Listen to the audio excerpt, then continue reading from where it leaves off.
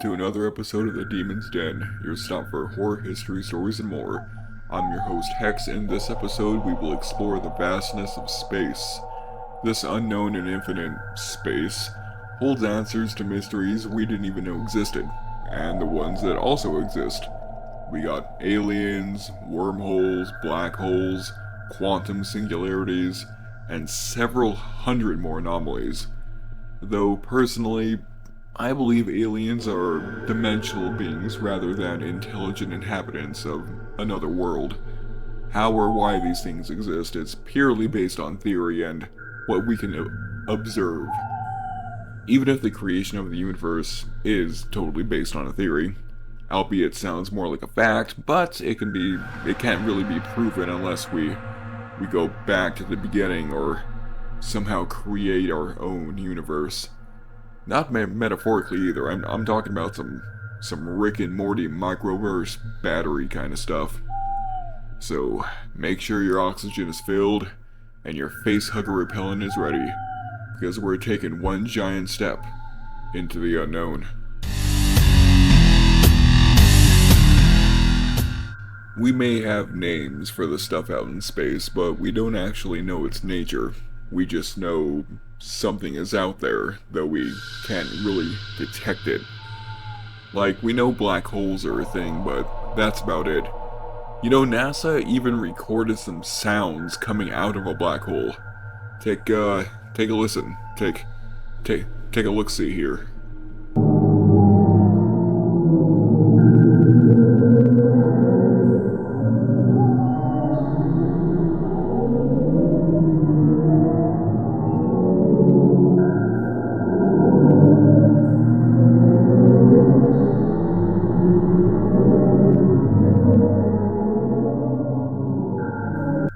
It's scary how close that sounds to video game space sounds. Like, that sounds exactly like Dead Space. You know, something that's probably scarier than a black hole is dark matter.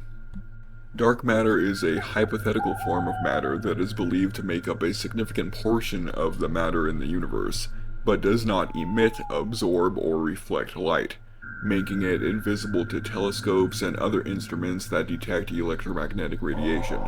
Dark matter is detected indirectly through its gravitational effects on invisible matter, such as stars, galaxies, and galaxy clusters.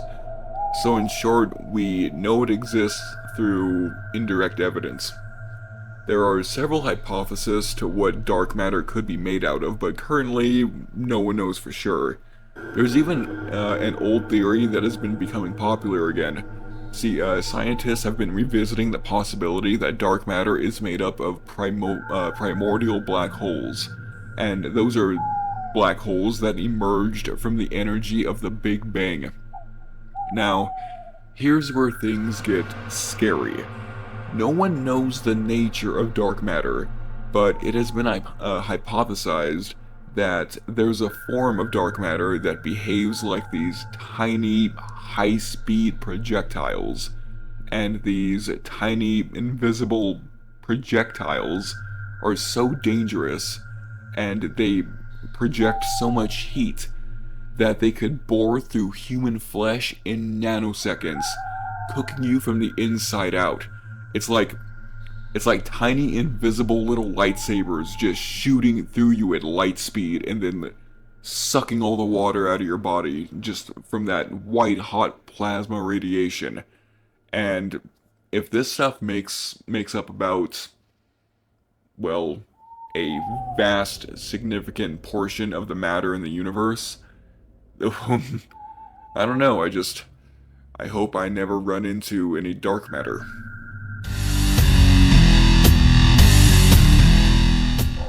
Moving right along to dark energy. Dark energy is a theoretical form of energy that is believed to exist and is responsible for the accelerating expansion of the universe.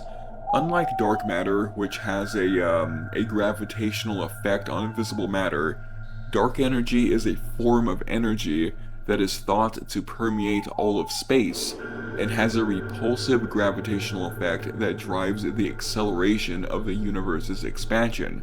So, all that means is dark energy drives the universe apart, and dark matter pulls it together. The exact nature of dark energy is not yet understood, but it is believed to be a property of space itself rather than a form of matter or radiation. It's believed to make up about 68% of the total energy density of the universe, making it the dominant component of the universe's energy budget. Without dark energy, the universe would be expanding at a much slower rate, or even collapsing in on itself. So, so it's an anti-gravity force that pulls apart the very fabric of space-time. That's that's nuts. That's like anime nuts.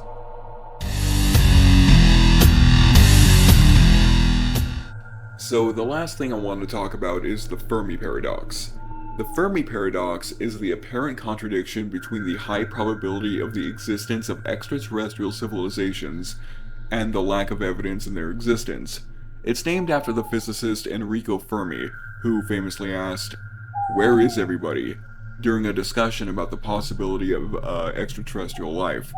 The paradox arises from the fact that there are billions of stars in our galaxy alone that could potentially have habitable planets, and that the universe is so vast and old that, come on, life should have arisen elsewhere.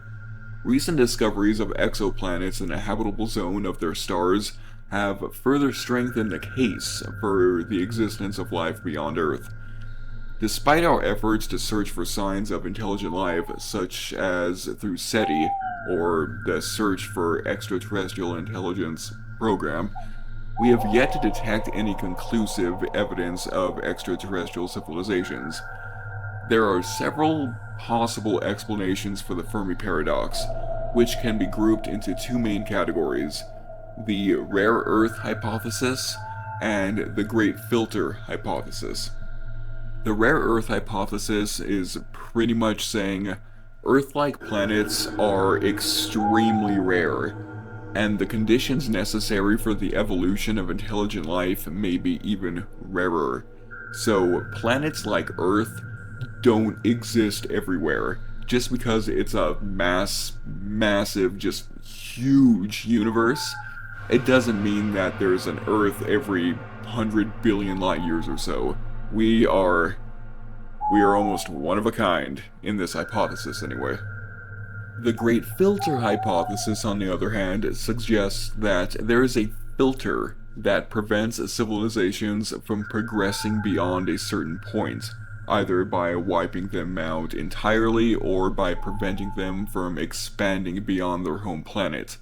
The filter could be any number of things, such as a catastrophic event, such as a supernova or an asteroid impact, environmental collapse due to overuse of resources, or self-destruction through war or technology gone awry, like the singularity that's hypothesized to happen. And that seems like it's coming pretty quick from all the AI technology. If that scares you. So if the filter is in our past, then it would suggest that the emergence of intelligent life is rare, whereas if it's in our future, it would suggest that the fate of the civilizations is bleak.